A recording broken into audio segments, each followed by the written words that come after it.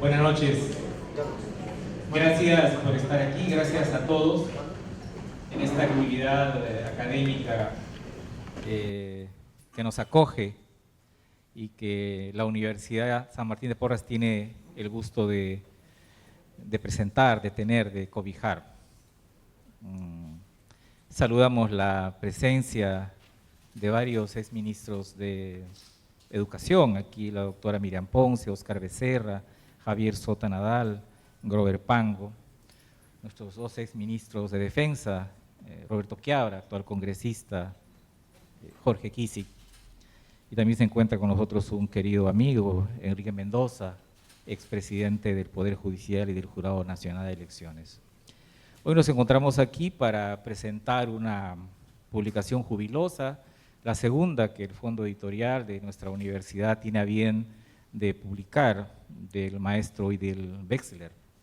Un texto además que está bastante relacionado con una temática que crecientemente se convierte en insoslayable, sobre todo después de la pandemia, y que está relacionado con un asunto aparentemente extracurricular, pero que el autor sustenta de modo convincente y con gran profundidad que forma parte de la formación integral, solo que es un tópico bastante complejo.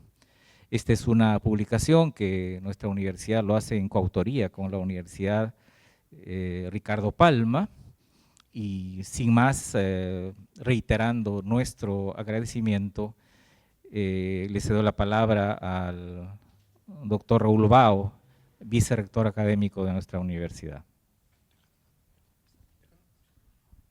Gracias. Igualmente, buenas noches con todos. Muchísimas gracias por estar aquí presentes con nosotros en nuestro Instituto de Gobierno, en esta ceremonia especial que efectivamente, como lo ha mencionado el doctor Juan de la Puente, director del Fondo Editorial de la Universidad San Martín de Porres, es para la presentación de un libro espectacular. He comenzado a leerlo, todavía me falta mucho, pero realmente es muy bueno. Empiezo saludando a los distinguidos miembros de la mesa, en primer lugar al doctor Idel Wexler, exministro de Educación y autor del libro Tutoría y Bienestar Socioemocional que presentamos esta noche, al doctor Moisés Lemgil, psicoanalista y comentarista del libro, a la doctora Miriam Ponce, exministra de Educación, comentarista del libro también, y al señor Juan Pérez Castro, conocido intelectual, que también comentará el libro. Aprovecho también para saludar a los distinguidos asistentes que han venido, el congresista Roberto Quiabra, los señores exministros de Educación también aquí presentes en esta ceremonia, distinguido y directo amigo Enrique Mendoza, exministro de Justicia, el señor expresidente del Consejo de Ministros Jorge del Castillo, y a todos los aquí presentes. Para la Universidad San Martín de Porres y para mí personalmente es especialmente grato darles la bienvenida a la presentación de la obra Tutoría y Bienestar Socioemocional, escrita por el insigne maestro Idel Wexler, en la que comparte su experiencia y compromiso con la educación a lo largo de varias décadas. La trayectoria de Idel le permitió transitar por todo el sistema educativo, como maestro de escuelas públicas y privadas, tutor, director, consultor y funcionario público, culminando como ministro de Educación. Este recorrido le ha permitido reflexionar sobre temas fundamentales que hoy nos comparte en este libro. Idel Wexler fue un decidido defensor del rol de la tutoría en el proceso educativo, en especial cuando la Dirección Nacional de Tutoría y Orientación Educativa fue suprimida por el Ministerio de Educación en el año 2015 durante la cuestionada gestión del ministro Saavedra, hecho que lo comenta en su libro, motivando el abandono del desarrollo del tema en la formación docente. El libro aborda un aspecto crucial de la educación que a menudo pasa a un segundo plano, el bienestar socioemocional de nuestros estudiantes. Es precisamente a este tema, a cuyo desarrollo conceptual y normativo el maestro Wexler ha contribuido significativamente a lo largo de los años, en un contexto como el actual, en especial luego de la pandemia que muy inteligentemente explica cronológicamente en detalle en su libro. Pandemia que afectó con particular intensidad a nuestro país, donde las exigencias académicas muchas veces pasan por alto las necesidades emocionales. El libro de Idel Wexler nos recuerda la importancia de equilibrar ambos aspectos para formar integralmente a la persona y darle las herramientas para enfrentar con éxito los desafíos de la vida adulta. Por ello, permítanme destacar además la mirada innovadora de esta obra, que trasciende los niveles básicos de la educación e incluye la tutoría en el ámbito universitario, la atención al bienestar social, socioemocional de los jóvenes adultos en la educación superior es una necesidad que no podemos pasar por alto, y el doctor Wexler nos brinda valiosas pautas para enfrentarla con éxito. Tutoría y bienestar socioemocional es una obra, por lo tanto, que ofrece herramientas prácticas para el quehacer docente, pero no se queda allí, sino que aporta también la reflexión propia de los años de experiencia del autor, que de esta manera resulta fuente de inspiración para educadores y tutores en su tarea de acompañamiento emocional durante la vida escolar. Esta reunión es una ocasión para agradecer a mi directo amigo y extraordinario educador, Idel Wexler, por su aporte a un tema relevante y necesario en una realidad educativa como la nuestra, tan llena de carencias, y también a todos ustedes por acompañarnos en esta presentación que esperemos sea una invitación a reflexionar sobre las necesidades de nuestros niños y jóvenes y así contribuir a su desarrollo integral desde cualquier rol que nos toque desempeñar. Es así que, en nombre de la Universidad de San Martín de Porres, agradezco al doctor Idel Wexler por compartir su experiencia y sabiduría con nosotros. Su trabajo no solo enriquece el campo educativo, sino que también nos inspira a seguir avanzando hacia un futuro en el que el bienestar socioemocional sea un pilar fundamental de la formación de nuestras generaciones. Los invito a leer y reflexionar sobre las propuestas de este libro y sobre todo a poner en práctica las enseñanzas que nos ofrece. Juntos, desde nuestras perspectivas, funciones y responsabilidades, podemos seguir construyendo una educación que forme personas íntegras y comprometidas con su comunidad. Muchas gracias.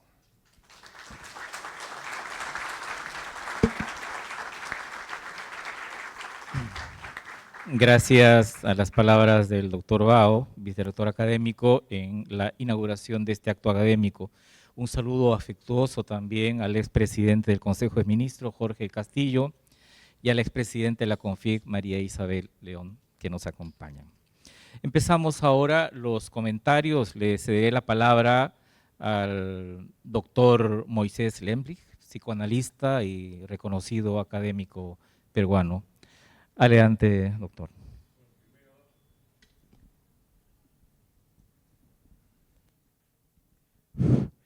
Primero agradecer la invitación y tengo que decir que no soy neutral en esto, ¿no? El doctor Idel Wexler fue tutor y profesor de mis hijos y doy fe personal, ¿no es cierto?, no de su calidad en general, sino en particular, ya que yo he experimentado, ¿no?, a través de mis hijos en carne propia lo que ha significado su rol de profesor y de tutor para con ellos, ¿no?, hace muchísimos años. Entonces, conozco de experiencia personal lo que esto significa, ¿no? Claro, está la teoría puesta en este libro, pero yo soy un testigo de excepción, ¿no? Quizás por eso me ha dado el honor de venir a sentarme a su lado, pero de todas maneras mi hija Maya y mi hijo Alec siempre los recuerdan con enorme cariño y para mí no verlos a ellos grandes, crecidos y contentos, ¿no? Es una satisfacción y él ha contribuido, ¿no?, y siempre lo hemos reconocido como alguien que ha sido una guía y alguien que ha servido de modelo. Entonces, por eso digo que yo no soy neutral, ¿no?, en esta reunión. Lo primero, yo también soy a veces editor, entonces quiero hablar del continente, no tan solo el contenido. Para mí es importante cómo se siente un libro, cómo se toca, cómo se mira, cómo hasta se huele. Todavía soy uno de esos que les gusta el papel, ¿no? Y me gusta darle vuelta a las páginas. Entonces, lo primero es que es un libro bonito, que es un libro leíble, que está bien hecho, que se ve el esfuerzo no tan solo del escritor, se ve el esfuerzo del editor, se ve el esfuerzo del fondo editorial. Entonces, lo primero que quiero decir es que es fácil de leer, independiente del contenido. Entonces, mis felicitaciones al fondo bueno, mi deseo de que sigan haciendo eso. Luego, estaba pensando hablar de mi hijo, pero me voy a saltear eso y decir que es común, de sentido común, que hay cierto tipo de oficios que se dice que son imposibles. Uno es educar y el otro es gobernar. Y da la casualidad que Yidel ha cruzado estos dos oficios imposibles, como educador y como ministro, viceministro, no tener que gobernar. Y bravo por ambas tareas que no se supone que son imposibles, pero ahí está. Entonces, yo tomo este libro en dos niveles. El primero es un libro académico y en segundo lugar es un libro testimonial, ¿no? Es un libro que cuenta una historia personal, independiente de los conceptos teóricos que están expuestos. Aquí hay una experiencia vital. Digo, la experiencia que ha sido transformada en una teoría. Entonces, empieza con la experiencia, con haber vivido a lo largo de tantísimos años. Ya digo, yo lo conozco como profesor, ¿no? Nunca he tenido experiencia, sino a través de la cosa indirecta de la parte política y gerencial. Pero de todas maneras, se ve que es un libro que cuenta una experiencia, no sale de la teoría. La teoría es creada a través de la experiencia. El puente entre la teoría y la experiencia está en la capacidad conceptual. Entonces es un libro que parte de la premisa de la educación total, no tan solo del aprendizaje, sino de la formación. Entonces es una apuesta por, la palabra que usa es algo holístico, no tan solo la educación, sino la formación. Entonces, como si se trata de un paso más allá de simplemente el conocimiento, vamos a decir, paporretero, ¿no? Y como parte de la técnica para transformar del concepto puramente educativo al concepto formativo, hay una técnica que es la tutoría. Entonces, está la trama del libro en la experiencia personal que está relatada, parte de también la entrelínea política, la teoría que está en relación a la enseñanza y más o menos la experiencia que tiene en relación a la práctica tutorial. Yo creo que son las tres líneas que van ordenando este libro. Y en términos de la conceptualización, hay una serie de capítulos que van avanzando y describiendo, ¿no? que empieza con cómo aplicar el conocimiento, desarrollo evolutivo, parte de la autoestima que tiene que ver con la formación personal, la sexualidad, tema complicado, las diferentes modalidades de inteligencia, lo vocacional, ¿no? Y esto es la línea continua de la teoría que se empieza a trabajar. Pero a mí lo que me interesa en particular es el uso de la técnica de tutoría, porque la técnica de tutoría está planteada en términos del acompañamiento que tiene que ver con teoría de grupos, ¿no? Básicamente el acompañamiento son reuniones que se proponen de 1 o 2 veces por semana en grupos en el aula, pero en círculo, en donde el tutor aplica la técnica de la asociación libre. No se trata de una enseñanza, se trata de asumir que cuando un grupo de personas se sientan a tomarse una cerveza, vamos a decir, empiezan a conversar, en este caso sin la cerveza, por supuesto, los alumnos empiezan a asociar sin una agenda. Esa es la técnica, digamos, habitual.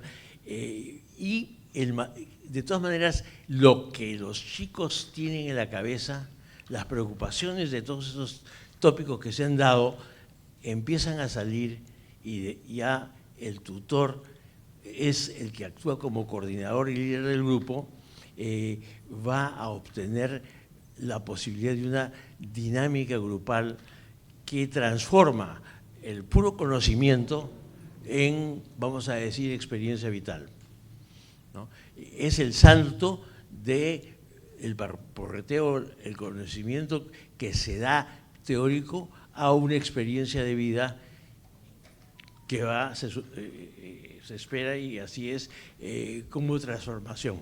Ahora, mi parte, esto que me hizo recordar, ¿dónde nació esto? La experiencia de grupos y esta técnica apareció durante la Segunda Guerra Mundial en el ejército inglés, porque se habían muerto muchos de los oficiales. Y el problema era cómo conseguir saber de una tropa quiénes podían ser oficiales y quiénes tenían que seguir siendo soldados, es decir, cómo transformar en oficiales a los conscriptos. Entonces, la técnica que se desarrolló es también reunir a los soldados, a la gente inscrita, en 10 o 20, sin una tarea fija, y que en la discusión abierta se podía percibir quiénes eran los que tenían capacidad de liderazgo. Entonces, el que inventó esto, un señor que se llamaba Bion, que había sido también, era oficial y tanquista, era que el atributo no tan solo se notaba en estas experiencias de grupo, sino que los oficiales que habían pasado por esa experiencia tenían mucho mejor relación con la gente cercana a ellos que aquellos que no habían tenido la experiencia. Cuando terminó la guerra, estas técnicas grupales fueron usadas para tratamiento de adictos y últimamente fueron tratadas en las universidades y en los colegios. Un argentino, Billon Revier, las trajo a América Latina, y en el Perú quien las usó por primera vez fue Carlos Alberto Seguín, entre los años 50 y 60. Se usó en la Universidad de San Marcos y en la Facultad de Medicina, y realmente, digamos, tuve esa experiencia yo, realmente fue una experiencia muy importante que tiene que ser modificada, por supuesto. Una cosa es seleccionar gente para oficiales y otra cosa es tener alumnos de la universidad para que puedan tener una experiencia compartida y dar un salto de aprendizaje a maduración. Ahora, de Seguín, uno de los alumnos de Seguín fue Marcos Geller, que trabajó, ha fallecido ya, que trabajó con Geller, y creo que esa es la continuidad histórica a este tipo de experiencias. Ahora, en este tipo de tutorías grupales se facilita los temas más complicados, ¿no? Bullying, hostilidad, sexualidad, desarrollo cognitivo. Entonces esa es una manera, con 1 o 2 horas a la semana, de realmente sacarle provecho muy especial a las experiencias generales de educación. Entonces, en este libro hay esta triple, creo yo, experiencia, ¿no? El seguir lo experiencial, la parte personal, la parte educativa teórica y la guía, que creo que puede ser importante, de recuperar la tutoría en el sistema educacional que en el 2015 se eliminó. Bueno, ahí me quedo y otra vez muchísimas gracias. Y todo lo que me queda es decir, miren, es un libro que da gusto leer y es fácil leer.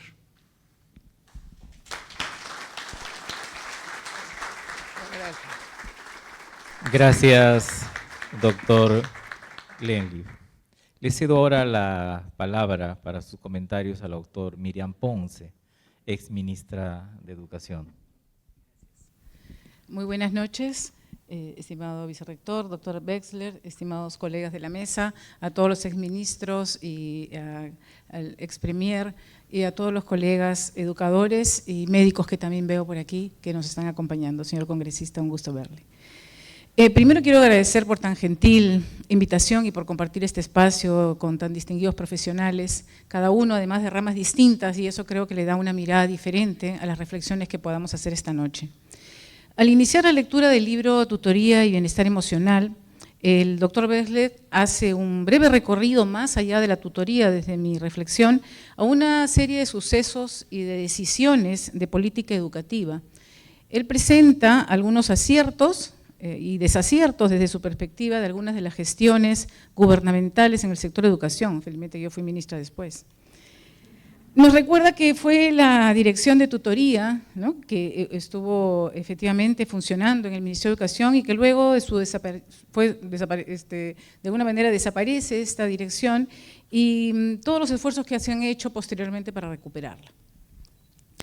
Yo quisiera empezar mis comentarios señalando algo que a mí me parece fundamental dentro del texto que yo he leído, y es el enfoque donde él centra la importancia del proceso de la tutoría y del bienestar socioemocional, y es la centralidad del estudiante, ¿no? Que si bien señala el doctor Wexler, ya que representa un paradigma que sitúa al alumno como el eje central del proceso de enseñanza-aprendizaje, este enfoque que él plantea está respaldado por la investigación como la neurociencia, por ejemplo, y también la psicología educativa, ¿no? Reconoce al estudiante como un ser no solamente activo, sino también como una persona que construye su propio aprendizaje, su propio conocimiento, y que por supuesto tiene una serie de necesidades e intereses particulares. Y creo que el plantear esta importancia de la centralidad en el estudiante nos lleva a la razón de ser justamente del sector educación. Esta necesidad también de una mirada holística, que el doctor Moisés también señalaba, de la que nos habla el doctor Wexler, reconoce que no existe dos seres iguales. Y creo que también la neurociencia claramente nos dice que no existen dos cerebros iguales.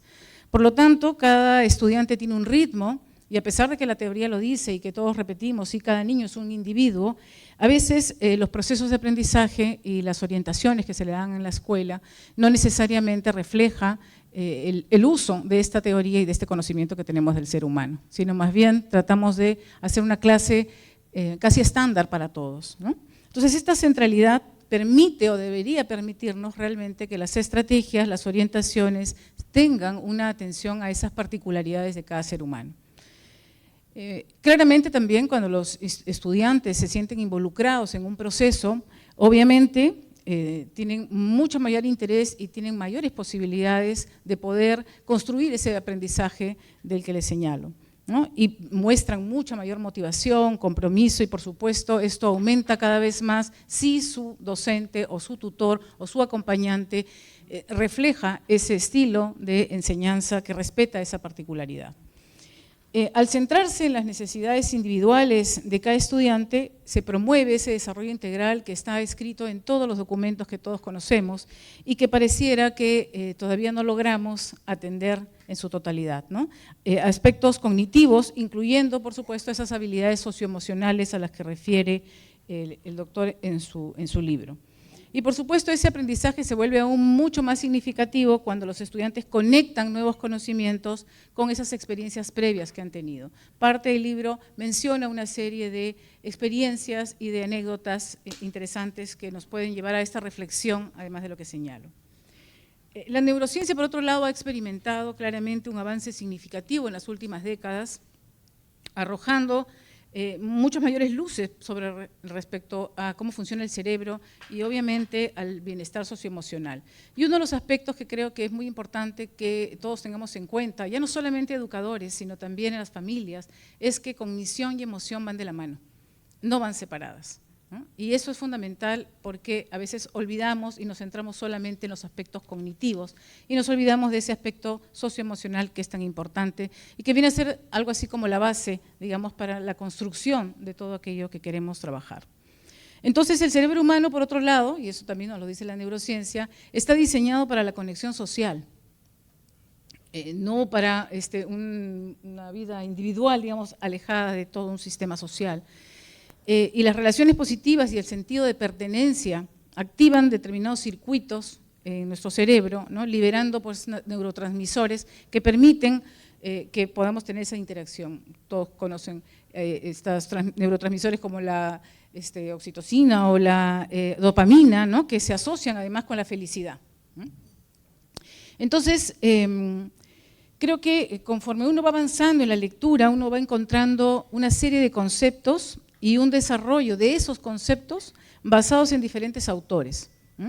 Y eso es lo que se constituye en la base teórica que yo encuentro que el doctor Wechsler desarrolla en sus planteamientos, ¿no? Y va señalando desde su perspectiva y experiencia personal efectivamente cuáles considera que son aciertos y cuáles considera que son errores y por qué, ¿no?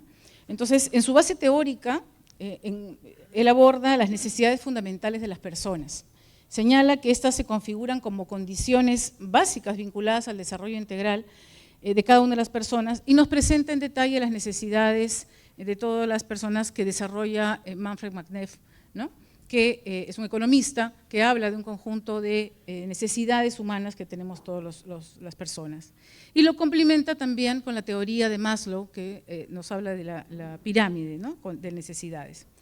También aborda aspectos relacionados a las fases del crecimiento intelectual de Piaget, de los que son educadores o psicólogos conocen esto, y va desarrollando cada una de las etapas y cómo esos procesos de desarrollo cognitivo y social se van dando.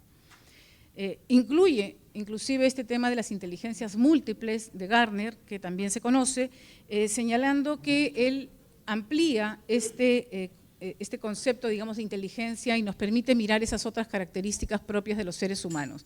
Antes, quienes somos un poco más, de repente, mayores, maduros, ¿no? Sabemos que las evaluaciones estaban centradas básicamente en cuánto sabías y cuánto no sabías.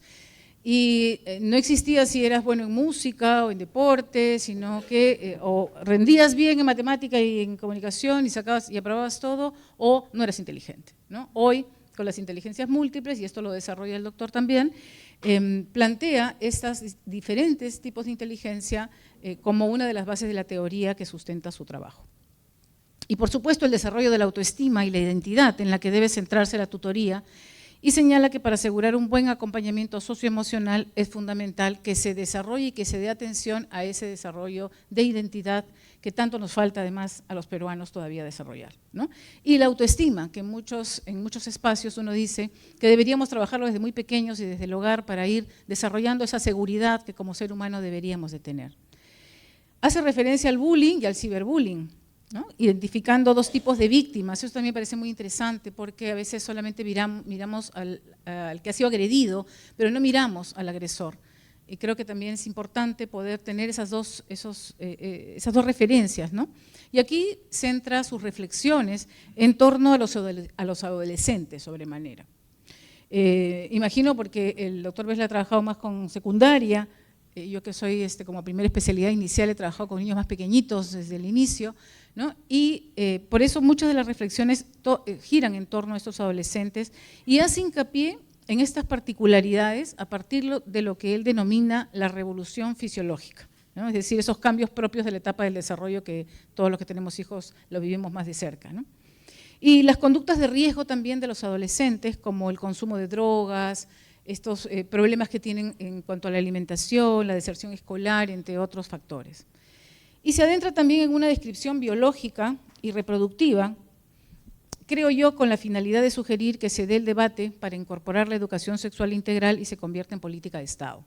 Este aspecto es aún controversial, claramente, en nuestra sociedad, como sabemos, ¿no? Hay posiciones encontradas al respecto y el doctor invita a esta reflexión y a esta necesidad de poder trabajar este tema para llegar a determinados planteamientos que pongan siempre por encima y en el centro al estudiante. Y en el marco de esa diversidad del ser humano aborda también la importancia de diferenciar las dificultades de aprendizaje que los docentes no solemos encontrar en los grupos con los que trabajamos y que no siempre sabemos identificar, valgan verdades. No así los severos, o sea, por ejemplo, él subraya la posición de la educación inclusiva, y cómo esta educación inclusiva que está normada en nuestro país debiera integrar a los alumnos que tienen algún tipo de discapacidad leve o moderada, pero no así a los severos o personas con multidiscapacidad, porque ellos necesitan una atención específica, ¿no? Entonces, y aquí quiero hacer una reflexión sobre un tema que hay que discutir también en política educativa, y si es posible enfocarnos y especializarnos los maestros en una escuela para atender todo tipo de discapacidad. Este es un tema que en su momento lo conversamos con muchos técnicos del Ministerio de Educación y yo les planteaba, ¿por qué no vemos otras realidades? Por ejemplo, en el caso de Canadá, obviamente es un contexto distinto, pero es algo que hay que reflexionar, especializan las escuelas y hay una escuela, ¿no?, que atiende a niños con problemas auditivos y hay otra escuela que se especializa en niños, por ejemplo, con problemas visuales. Porque finalmente la inclusión implica que toda la comunidad educativa incluya a estas personas, ¿no? Y eso es algo que todavía está en debate, pero ahí lo dejo para la reflexión. Por otro lado, el autor aborda la importancia de desarrollar el ejercicio ciudadano responsable y describe una especie de clasificación de tipos de ciudadanía. Aquí para mí lo más valioso que resalto es recuperar el tema de los valores. Quienes me conocen saben que yo soy una ferviente defensora de que necesitamos recuperar los valores y volver, ¿no?, desde los diferentes escenarios de la vida a sentar las bases que son necesarias para una sociedad que aspire a consolidarse y, por supuesto, a desarrollarse. El abordaje que realiza a la necesidad de que los adolescentes reciban orientación para lo que va a ser su futuro vocacional, a mí me invitó a reflexionar aún más sobre la necesidad de revisar el currículo actual, de cambiar la mirada que tenemos y de definir a dónde vamos a la luz de los resultados que a la fecha todos conocemos, que lo que hemos obtenido no ha sido suficiente. Por lo tanto, revisar nuestra oferta educativa creo que es algo importante y que tenemos la obligación para poder asegurar calidad en nuestros servicios y en la oferta educativa. Y esto es válido tanto para lo público como lo privado. Podría continuar señalando varios abordajes, pero yo quiero que obviamente ustedes lean el libro, ¿no? Pero estoy segura que los va a invitar a la reflexión respecto al papel y a la responsabilidad que tiene la escuela. El doctor Bessler nos plantea también una serie de conceptos con el fin de transmitir ese amplio espectro que hay que abarcar durante la formación de los estudiantes, la importancia de la participación de los diferentes miembros de la comunidad educativa, en particular centra su obra en el papel del tutor. Lo cierto es que aquí me surgen varias interrogantes que las dejo para pensar e ir proyectando de repente que nos permitan visibilizar más adelante la realidad de nuestras instituciones públicas y privadas. Porque hay muchas cosas en teoría, pero que en la práctica no se plasman. Y me pregunto, ¿no?, luego de leer el perfil profesional del tutor, que el doctor Bessler nos plantea también, me pregunto si debería haber una especialidad para tutoría o si el perfil que se plantea no es propio también de un docente que debería de trabajar este aspecto tutorial con sus alumnos. Habría que hacer el ejercicio para poder contrastar y determinar quién debería cumplir ese rol de tutor, ¿no? El plan curricular de la formación de docentes incluye explícitamente ese rol de tutoría. Otro aspecto que el autor reconoce es que los docentes de inicial ejercen un trabajo tutorial en el día a día, con el apoyo de sus auxiliares. Es interesante porque después, como el docente de primaria, ya no tanto, digamos, sino hasta determinados grados, y como el docente de secundaria está totalmente desligado realmente de ese rol, tal vez porque se centra en su disciplina y porque parte de la formación de los docentes así es como se desarrolla, ¿no? Por eso es tan importante mirar cuál es la oferta de la universidad y de los institutos pedagógicos respecto a la formación del docente y el rol que tiene que cumplir. La necesidad de contar con psicólogos en las escuelas es algo que no está en debate, yo creo que todos estamos de acuerdo, su implementación es bastante incipiente claramente, en un país que año a año tiene problemas para cerrar la brecha de docentes que atiendan a los estudiantes. Obviamente es difícil lograr presupuestos para poder contar con psicólogos en cada escuela, si no, les podría contar cuántas reuniones se pueden tener con el Ministerio de Economía. Y no solo se trata, creo yo, del número de insuficiente de psicólogos, sino también hay un abordaje que hace el doctor Bessler en su libro referido a la necesidad de psicólogos escolares. Y señala que se requieren psicólogos con formación pedagógica y curricular. Yo les dejo la pregunta, ¿qué opinan ustedes? ¿No? Realmente es, ¿qué opinan los psicólogos también, ¿no? Que se incorpore en este proceso de formación del psicólogo los aspectos curriculares y pedagógicos, donde está la línea, digamos, con el docente que debería ejercer también algunas acciones en sus clases. Y también se señala con claridad que las concepciones educativas modernas plantean el rol fundamental de las familias. Este es un tema, creo yo, que dentro de los procesos formativos ha ido perdiendo espacio en nuestro país. La responsabilidad educadora de los padres debe ser cada vez más fortalecida y ciertamente a ninguno de nosotros nos enseñaron a ser papás ni mamás, ¿no? Pero tenemos mucha presencia cuando nuestros niños están en inicial, siempre estamos, el papá y la mamá, así estén separados los papás, ahí están.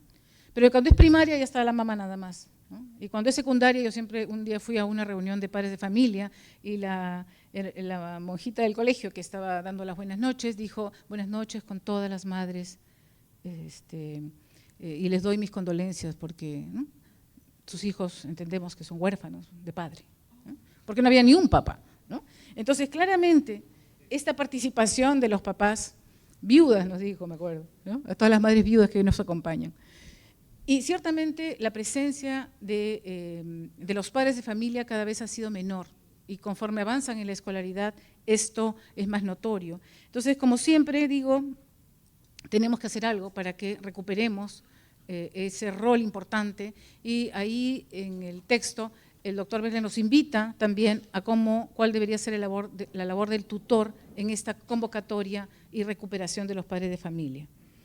No quisiera terminar mis comentarios sin darle al doctor Bessler una primera respuesta a una pregunta que él deja a todos los lectores de su libro, y es si los procesos conscientes y subconscientes presentes en las relaciones humanas, afectivas o emocionales, se gestionan únicamente de manera intelectual.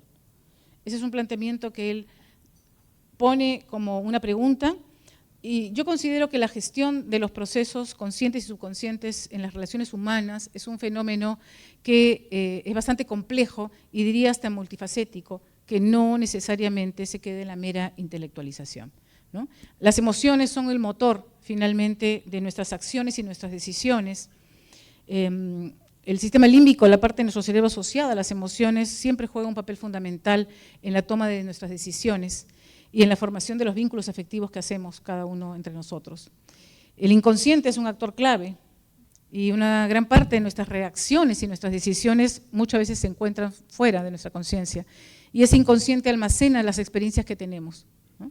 Entonces, los patrones de comportamiento influyen, querámoslo o no, en cómo nos relacionamos con los demás.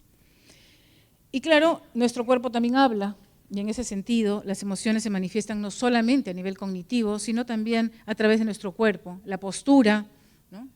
Todavía están todos despiertos, pero cuando uno ve en la clase, a veces los chicos ya están así como comienzan a encogerse, ¿no? Entonces, eso nos habla y nos dice mucho respecto a las experiencias y a las sensaciones físicas, que son formas de comunicación no verbal, pero que están ahí. Y la experiencia personal que cada uno tiene, efectivamente esas experiencias diversas moldean nuestra forma de relacionarse con los otros, ¿no? Esas experiencias tempranas, y por eso es tan importante la educación desde la primera infancia, porque todo eso marca la vida de cada uno de nosotros. Y el contexto social y cultural que vivimos influye también en nuestras formas, en la forma de expresarnos y en las cosas que experimentamos en el día a día. Entonces, la gestión entonces es un proceso complejo que creo yo involucra múltiples dimensiones, como la cognitiva, la emocional, la fisiológica, la social, y que considero que quien desempeñe el rol de tutor o acompañante o orientador, como finalmente se le vaya a llamar, debe asegurar que los estudiantes sean conscientes, ¿no?, de cada uno, de sus emociones, que desarrollen sus habilidades, que descubran sus propias características, que practiquen la empatía y, por supuesto, que busquen apoyo, porque hablar e intercambiar cómo estamos y cómo nos sentimos siempre va a ayudar a gestionar nuestras emociones, tengamos la edad que tengamos, ¿no? Este proceso dinámico de la gestión de las relaciones humanas requiere una atención, y saludo el libro y las reflexiones que nos da y las técnicas que nos presenta para los maestros y también los padres de familia, y también, ¿por qué no?, como él bien invita, las universidades, que son los que reciben muchas veces, y los institutos, a los estudiantes que están en nuestra educación básica regular, quienes todos sabemos todavía les falta mucho para desarrollar. Muchas gracias, doctor, por esta oportunidad. Ha sido un placer leer su libro. Gracias. Gracias, doctora Ponce.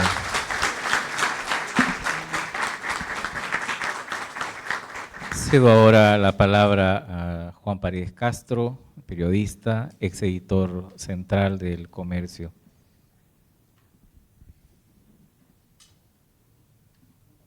Señor vicerrector de la Universidad de San Martín, Raúl Bago, el doctor Moisés Lemki, amigo de muchos años y del Wexler, Miriam, tocayo Juan. Yo fui sorprendido por una llamada de Idel Wexler hace más o menos un mes atrás con Celinda Costa para pedirme mi intervención en esto que viene siendo una brillante presentación de su libro. Y lo que le dije es que yo, qué lugar podía tener allí.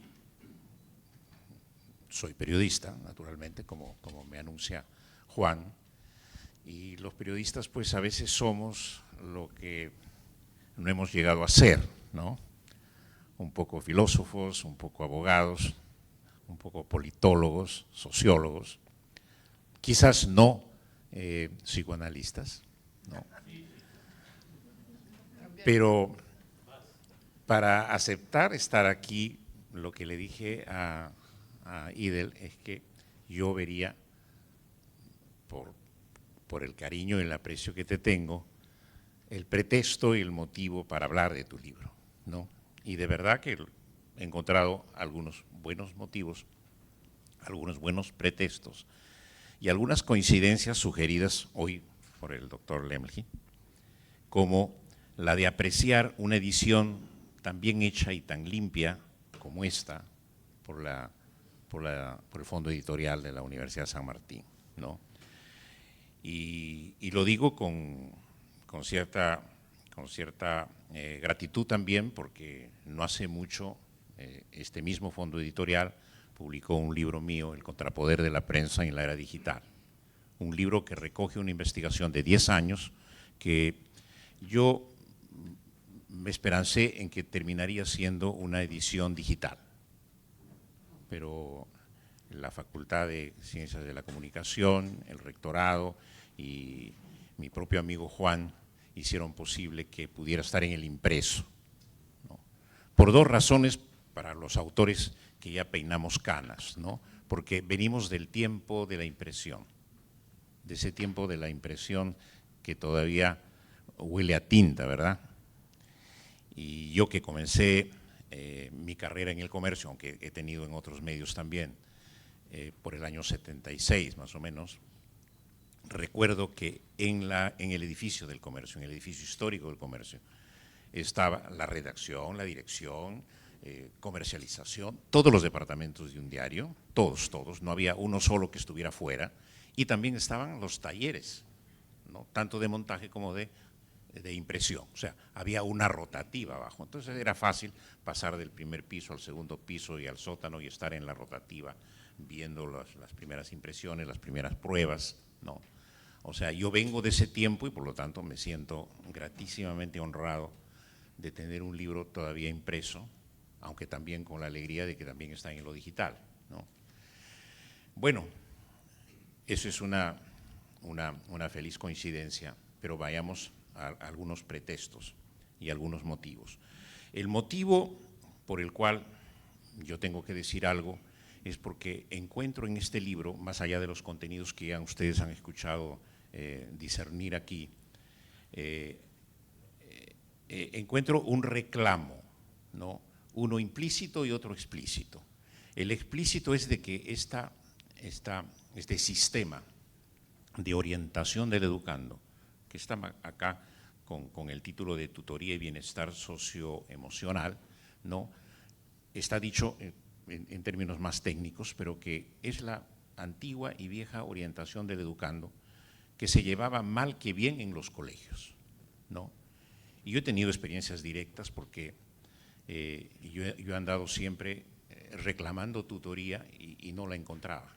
Y cuando encontraba una tutoría, convertía en tutor a alguien que no era tutor, ¿no? Que era más un amigo o un profesor. Pero la tutoría no existía como tal, no estaba encomendada además a especialistas, ¿no? Eran administrativos que asumían la labor de tutores o de orientadores del educando, y era un curso o un espacio además aleatorio, ¿no? y voluntario. El que quería podía estar ahí, el que es más o menos, y a veces agresivo también, un espacio agresivo, porque era una especie de fiscalía persecutoria, no quiero aludir a los nuevos tiempos, pero una fiscalía persecutoria del niño, del adolescente, para llevarlo a la dirección y someterlo a algunos tratamientos psicológicos, ¿no? O sea, yo directamente los he sufrido. Entonces, y el reclamo viene explícitamente por el hecho de que este sistema ha dejado de existir. O sea, IDEL, cuando eres viceministro o ministro, lo reimplantas, ¿verdad? Pero luego, ya no estando tú, lo retiran nuevamente. Y ahora no sé quién lo vuelva a reimplantar, pero esto es una necesidad sumamente vital en estos tiempos. Y aquí paso al reclamo implícito, porque el reclamo implícito que encuentro yo aquí en el libro, que no lo dice IDEL, pero que lo deja sobreentendido, por supuesto, es lo que estamos viviendo hoy en esta civilización de las comunicaciones, del Internet y de la revolución digital y la inteligencia artificial pisándonos los talones, ¿no? Es un cambio de civilización tan grande, ¿no?, que tiene lógicamente el consuelo de que se une todavía con la civilización que viene de la imprenta de hace 500 años, pero que en su momento también causó toda una conmoción, que es la conmoción que estamos viviendo ahora. Entonces, ¿qué pasa con los niños, con los adolescentes, con los jóvenes adultos o con los adultos mayores? Todos estamos impactados, ¿no? Impactada la política, impactada la economía, el comercio, por toda esta revolución de las comunicaciones. Pero los principales afectados son los niños. Leía un reportaje en El País sobre los niños de la llave en Europa. ¿Qué pasa con estos niños de la llave? Son solitarios pequeños que por el trabajo de la mamá y el trabajo del papá no pueden ser ni llevados ni recogidos de sus colegios. Ellos son los que se tienen que movilizar de ida y vuelta, pero con llave en mano, entrar a sus casas, abrir el refrigerador, encontrar la comida preparada y calentársela y servirse. Es una rutina de todos los días. Y luego vivir la soledad hasta la noche en que se reencontrarán con sus padres, físicamente probablemente, pero no sé si emocionalmente. Lo cierto es que tenemos a niños afectados de distintas maneras por este alto impacto emocional que vienen produciendo estos fenómenos de las nuevas comunicaciones. Porque el niño con la tablet, el niño con el celular, el niño frente a la televisión con los influencers. Ahora tenemos influencers por todos lados, ¿no? Hasta la señora de un futbolista es un influencer y si ya adquirió notoriedad, opina. Y opina sobre política, opina sobre la economía o sobre la sociedad. O sea, todo el mundo opina. Estamos nosotros viviendo una manipulación de la realidad a tal punto de que ya no entendemos nada. Nosotros mismos como periodistas que nos hemos formado con técnicas y con recursos para hacer claras las cosas, cada día nos resulta difícil entendernos nosotros mismos. Entonces ya cómo ser claros y directos en una opinión, en un análisis, en una información, ¿no? Y encima tenemos por este mismo fenómeno los sesgos que también crean otras condiciones de enemistad, de confrontación, de polarización, pero todo eso al final de cuentas viene afectando a los niños. Y creo yo que un llamado de atención como el que hace Idel en este libro tiene que hacernos pensar de que estos vacíos, estas fallas en nuestro sistema educativo, un sistema educativo que ya debía estar ya cada vez menos sujeto a los vaivenes de la política, pero que sigue en lo mismo, ¿no? Todavía tenemos a la educación yendo de tumbo en tumbo y con estadísticas y con estándares demasiado bajos en muchísimas cosas, y entre ellas este tema del tutorial, ¿no? Tutorial que ahora es común, el tutorial, por ejemplo, en el campo comercial, en el campo institucional. Léase el tutorial sobre tal cosa y usted sabrá cómo llegar y cómo armar una máquina o lo que sea, pero el tutorial en educación no existe, ¿no? Ese tutorial indispensable para modelar las conductas y equilibrar los estados de ánimo no existe, ¿no? Tenemos los tutoriales por todos lados en el campo tecnológico, pero no lo tenemos en la educación. Creo que Idel nos ofrece aquí un buen punto de partida, no solamente de lectura, sino de debate, ¿no? Y a ese debate tenemos que ir, pero ojo con lo que está pasando con la civilización de las comunicaciones, ¿no? Aquí veo yo a muchos exministros de educación, primeros ministros, autoridades. Bueno, no les diría que formen un sindicato para salir en defensa de la educación, ¿no? No, que bueno sería un buen sindicato, pero algo tenemos que hacer por darle un marco regulatorio a todos los excesos que se están produciendo en este campo casi impune de la información y de la sobreinformación y de la desinformación. Francia ya lo está haciendo. Cualquier influencer en Francia ya está obligado a decir quién es, quién lo financia, cuáles son sus motivaciones para decir lo que tiene que decir.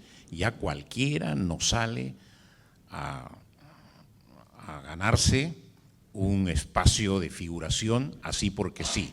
Si se lo gana, pero con responsabilidad. No tan gratuitamente y tan alegremente como acá, como todavía en América Latina y en el resto del mundo, pero Europa, por lo menos a través de la Comunidad Europea y Francia, están sentando las pautas para ajustar un poco de clavijas con el Facebook, con YouTube, con TikTok y todas estas grandes plataformas, ¿no? Pero que generan caos, incertidumbre, pero que tienen que tener marcos regulatorios. Y a esos marcos regulatorios creo que tenemos que ir. No creo que sea fácil, pero ahí están los legisladores también, ¿no? Están los legisladores. Bueno, yo me alegro muchísimo de compartir aquí cosas que son de fondo, ¿no? Y yo lo hubiera querido tener a y del de tutor mío también, porque tú cuentas una anécdota al final del libro sobre el anuncio que tuviste que hacer por la muerte de la madre de un niño, ¿no? Ya, así es. Entonces, yo tuve la mala suerte de perder a mi mamá muy temprano y yo viví en un hotel de Lima un largo tiempo, casi 3 años, como alumno desescolarizado con profesores privados, que más que profesores eran tutores, ¿no? Entonces, cuando terminé la primaria desescolarizada y no encontré sitio en Lima, porque todos los colegios me pedían pues estándares de expediente, más que de conocimientos, porque algo estaba bien preparado, pero en algo estaba yo bien preparado, pero me pedían los expedientes, los sellos, así que en esos tiempos ya estaba el Ministerio de Educación con sus buenos ascensores, subíamos y bajábamos en busca de sellos para mi expediente. Yo quería estar junto con mis primos en los colegios de acá de Lima, pero terminé estudiando en el Callejón de Huaylas, ¿no?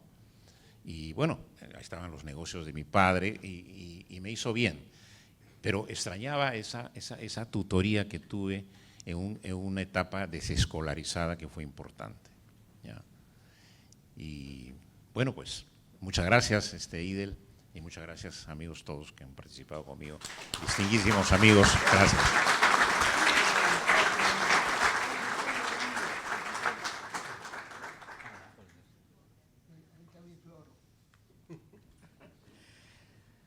Adelante, las palabras del maestro Idel Wexler.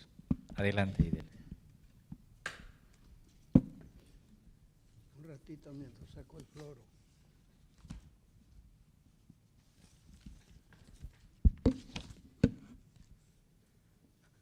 Había preparado mis palabras de una manera, pero me voy a permitir tomar algunos minutos, porque Juan acaba de decir que al final del libro yo narro una experiencia. Un alumno llamado Daniel, tuve que darle una noticia. Los padres, el papá, el supervisor del colegio y no sé quién más aconsejaron que yo le dé la noticia a este alumno que su mamá había fallecido. Me llamaron como a las 2 de la tarde, porque en el colegio trabajamos hasta las 3:30 en esa época, no sé ahora, creo que igual, pero no de la misma manera como antes. Y me quedé sorprendido. Y bueno, bajó, se llama Daniel, ya debe ser 50, y le di la noticia, con temor, asustado. Y me comenzó a pegar, a arañar, a insultar, a patearme. Y yo, lo único que reaccioné fue a quedarme callado y resistir sus agresiones. En algún momento le decía, cálmate, alguien tenía que decírtelo. Como 15 minutos me dijo lo que quiso. Me insultó, me golpeó, hasta creo que me arañó. Hasta que ligeramente se calmó y le dije, anda, toma asiento en el patio y espérate ahí. Después de 15 o 20 minutos, yo me acerqué y le dije, te están esperando en la puerta del colegio para llevarte a casa. Y entonces yo cuento en el epílogo del libro este hecho real, como dicen mis prestigiosos comentaristas, porque el libro está basado en experiencias también. ¿Por qué me pegó? ¿Por qué me insultó a mí? ¿Por qué me agredió? ¿Qué constituía yo en ese momento? ¿Y por qué tuve la sabiduría, Moisés, amigos, amigas, de resistir y subconscientemente entender que la agresión no era hacia mí, era hacia el mundo que lo rodeaba?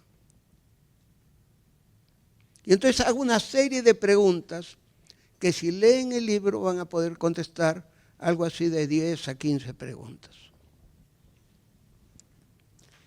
En un encuentro cultural al que se nos convoca para escuchar las muy valiosas opiniones de destacadas personalidades respecto a un libro de mi autoría, estas palabras solo pueden ser de satisfacción y mutuo reconocimiento y agradecimiento.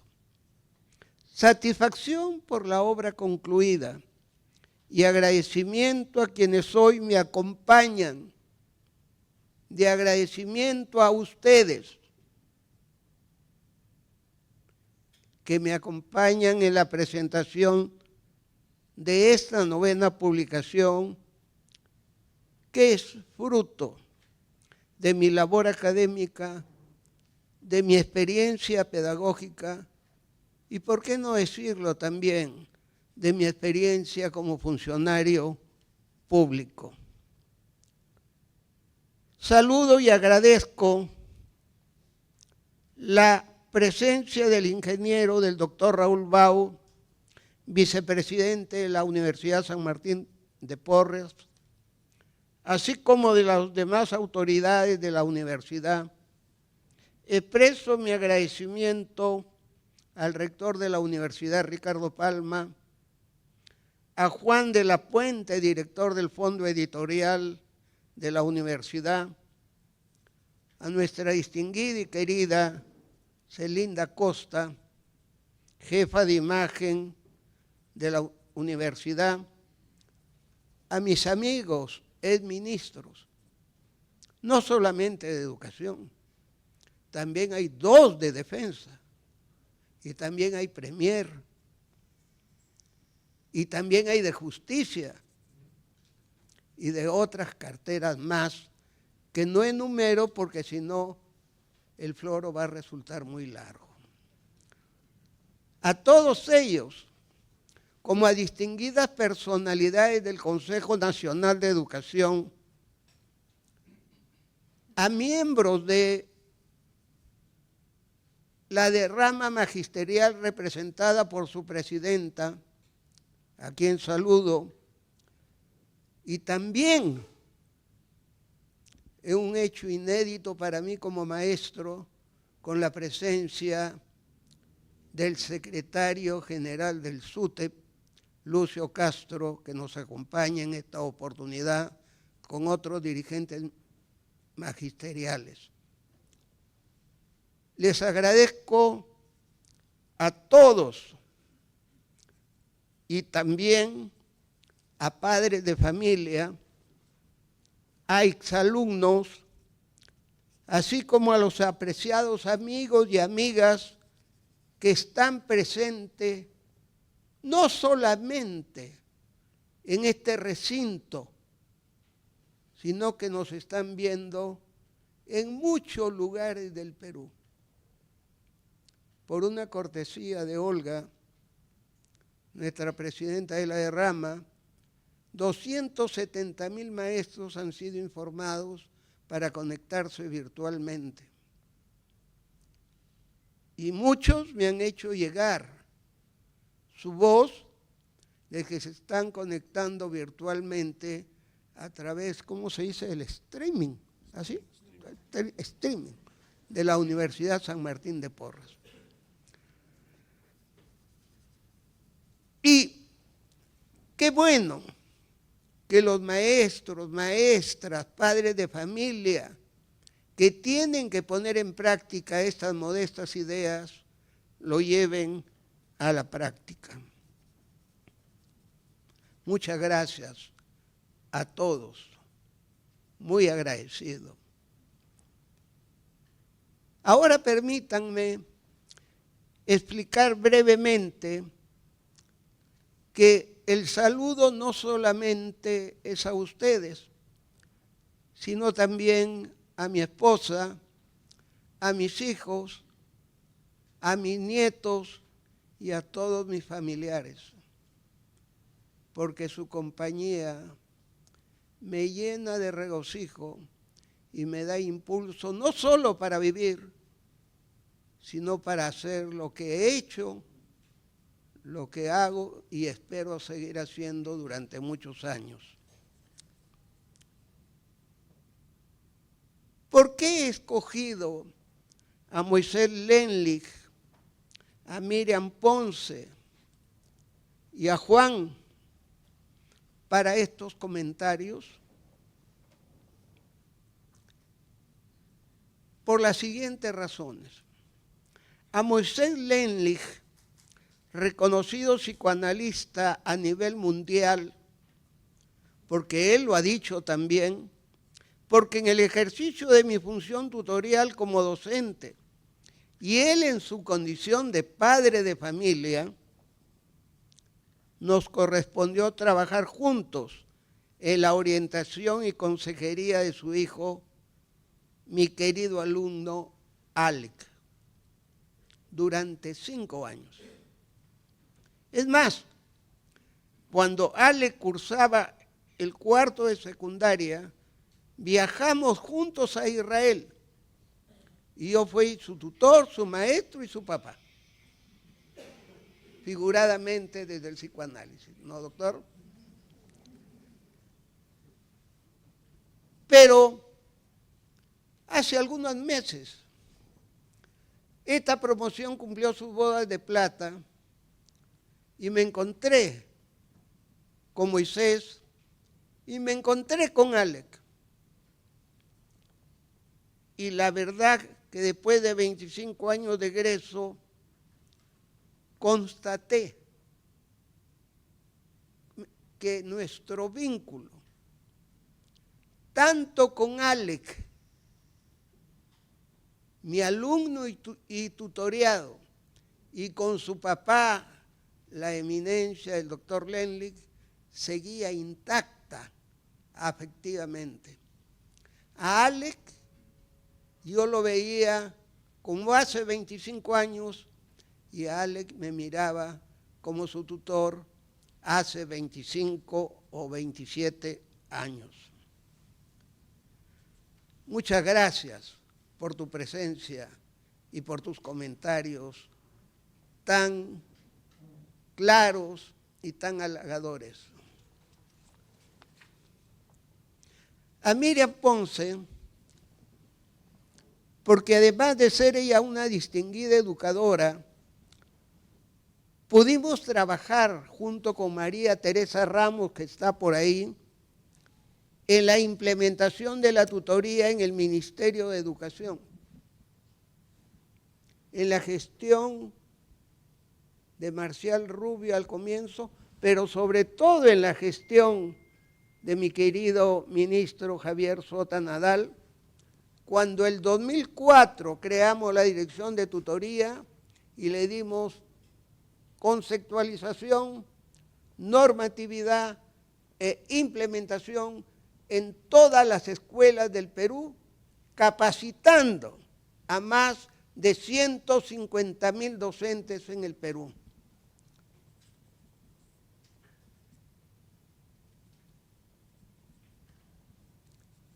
Miriam ha trabajado con este servidor cerca de 8 años o más de 8 años, desde muy jovencita, lo cual no significa que siga siendo jovencita.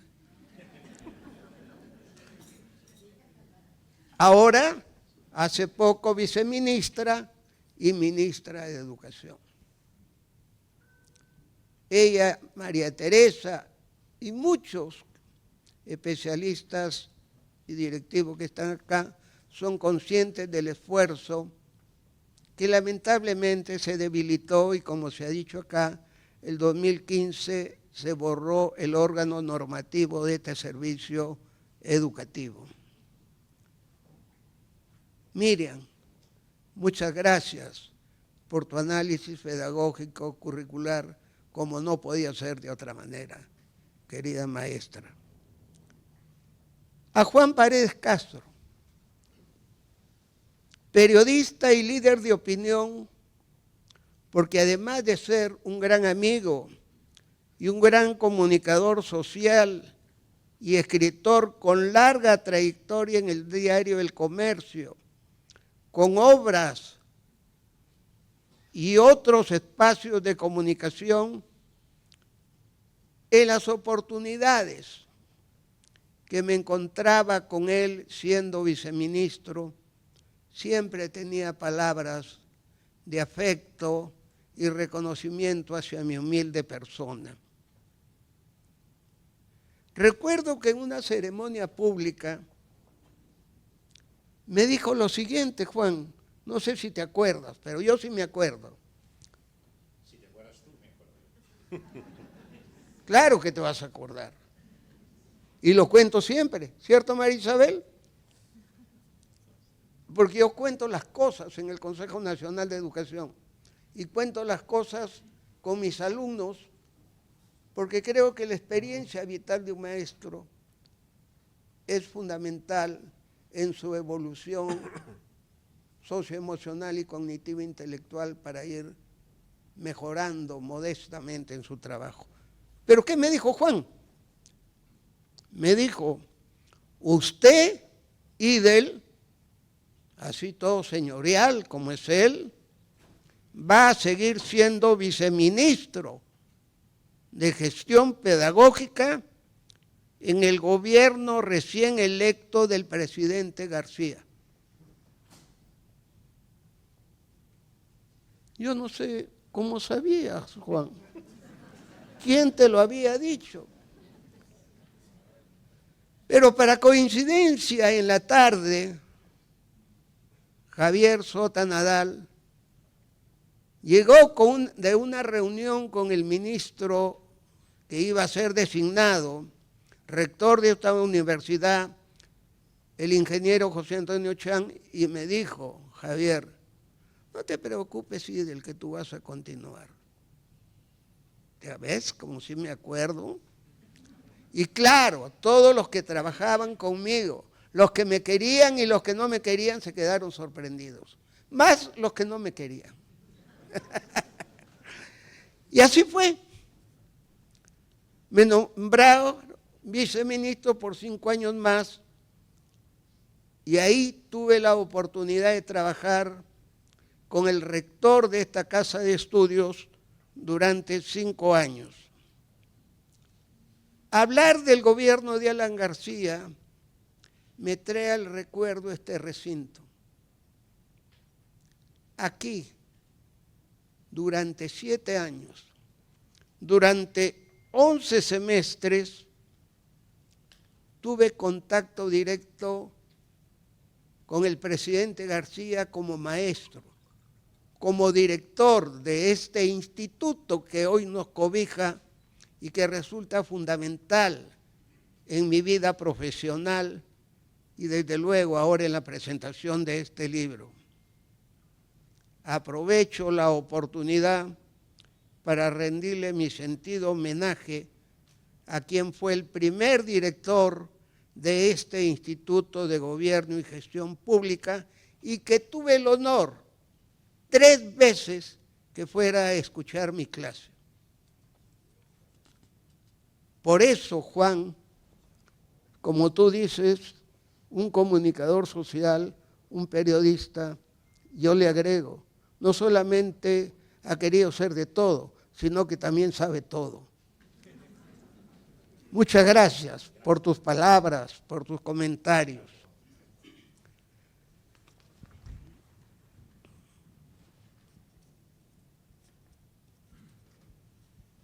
Enseguida me referiré al porqué de la dedicatoria de este libro. A Marcos Geiler, como lo ha dicho Moisés. Fue mi maestro para vincular el psicoanálisis con la tutoría mientras el suscrito fue tutor durante 29 años y decenas de promociones en el Colegio León Pinelo y también en centros educativos públicos, donde también he trabajado 30 años. Marcos me ayudó. Marcos me acompañó como docente y como tutor.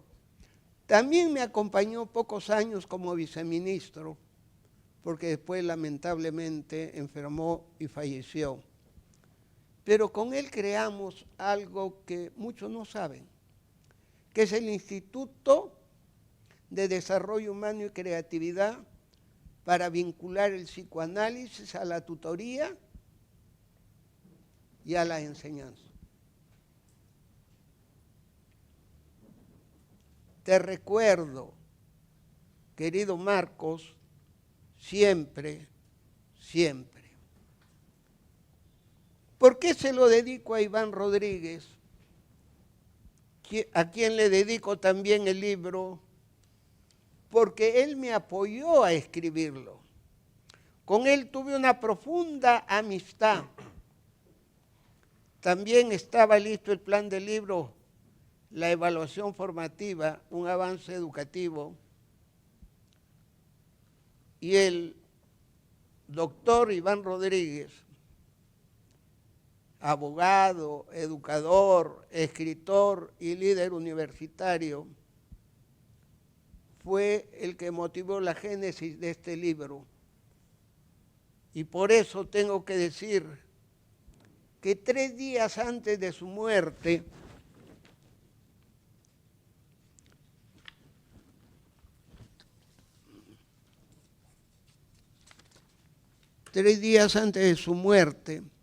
hablé con él, porque nos íbamos a reunir, él para tomar su copa de pisco y yo para tomar mi cafecito, pero me dijo: Idel, no me siento bien. Y a los 3 días, lamentablemente, falleció. ¿Cómo te extrañamos, Iván? Y por supuesto, no dudo, la comunidad educativa en general, la comunidad universitaria y la comunidad de la Universidad de Ricardo Palma. Gracias, Iván. Descansa en paz. Señor vicerrector, amigo entrañable, a quien le agradezco su presencia, permítame estas palabras, que van dirigidas al rector de la universidad.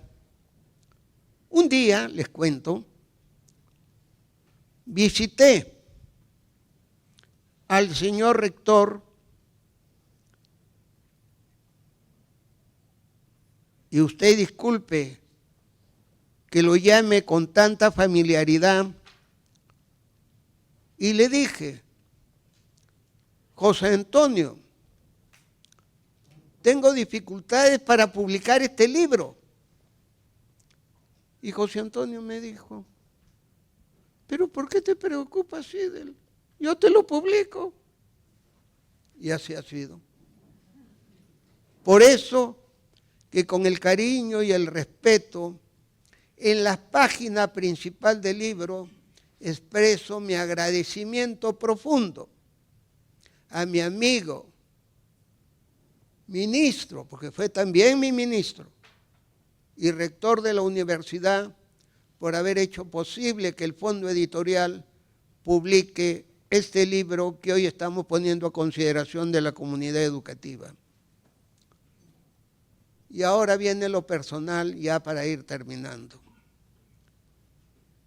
¿Y por qué recién en este libro aparece una dedicatoria a mis padres Idel y Claudina? Recién en el 9º libro.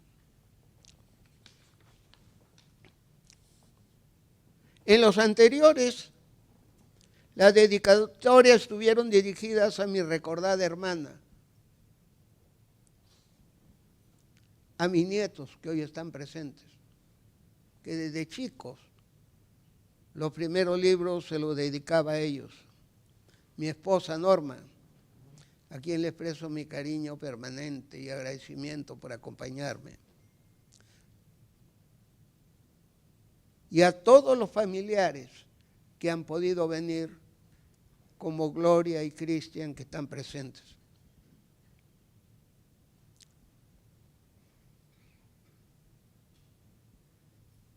En esta ocasión, tengo que decir, qué raro, ¿no? Recién se lo dedico a mis papás. Recién se lo dedico a mis papás. Seguramente porque este libro ha tenido la gran virtud de hacer que me reencuentre total y entrañablemente con ellos. No le encuentro otra explicación. Tú después me lo vas a explicar. No es una novedad que quienes han leído mi libro, El Moré, mi anterior libro, en plena pandemia, saben que mis padres no me han acompañado físicamente durante mi vida. Pero ¿cómo habrá sido de fuerte lo escrito en este libro, que me he sentido recién en la necesidad de dedicárselos y gritarlo en voz alta? Disculpa, papá, disculpa, mamá, que recién te lo dedique, pero no me arrepiento, porque se lo dedico con mucho cariño, en el momento más oportuno y significativo de mi vida.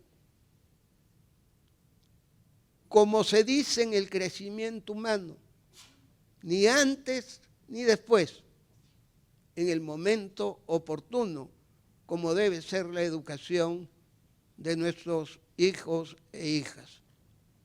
Se los dedico con los textos que involucran mi conciencia y subconsciencia, y por supuesto seguramente en la cúspide de mi bienestar socioemocional, así lo quiero interpretar, a los 75 años de edad que acabo de cumplir hace poco tiempo. Hallen donde se hallen, les digo que todo tiene su momento. No hay duda, ni antes ni después. Gracias, papá. Gracias, mamá. Finalmente, amigos, amigas, queridas autoridades, exautoridades, dirigentes gremiales, maestros, familiares, a todos les agradezco su presencia, a los comentaristas, a las autoridades de la universidad, a todos los que nos están viendo en el Perú. Qué felicidad, ¿no? Para eso debe servir la tecnología. Les agradezco diciéndoles con mucho cariño, con mucho amor, con mucha satisfacción, amigos y amigas presentes, que Dios los bendiga, ahora y siempre. Que así sea. Amén.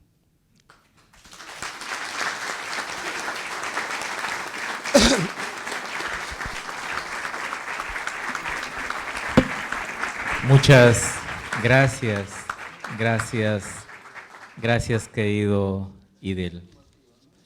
Al concluir este acto académico y de presentación de este libro, queremos saludar la presencia del secretario general del SUTEP, Lucio Castro, y varios dirigentes más de esta organización.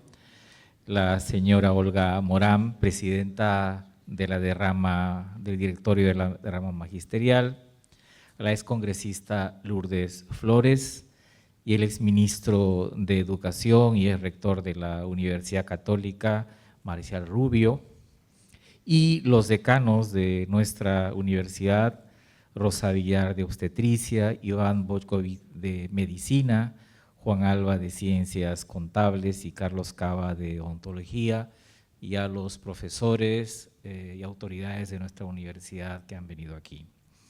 Sin más, entonces terminamos esta presentación, este acto. Reiteramos nuestro agradecimiento por estar en nuestra casa. Los queremos, los esperamos, los abrazamos. Muchas gracias. Me dicen los compañeros, los colegas de la universidad que el libro está a disposición vuestra ahora a la salida. Gracias, gracias, muchas gracias.